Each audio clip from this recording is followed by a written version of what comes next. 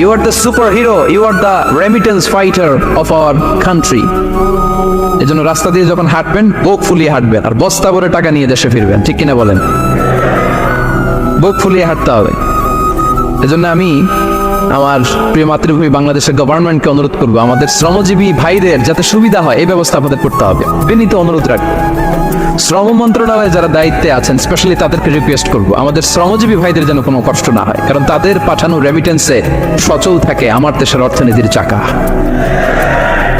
তারা ভালো থাকলে ভালো থাকবে বাংলাদেশ। ভেরি সিম্পল, ঠিক কিনা বলেন?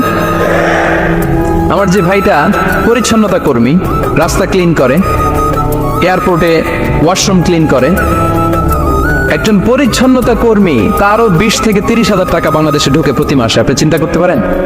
হ্যাঁ, 6টা মাস যদি রেমিটেন্স বন্ধ হয়, শ্রীলঙ্কার চেয়েও খারাপ অবস্থায় বাংলাদেশে চলে যাবে। Just only 6 months.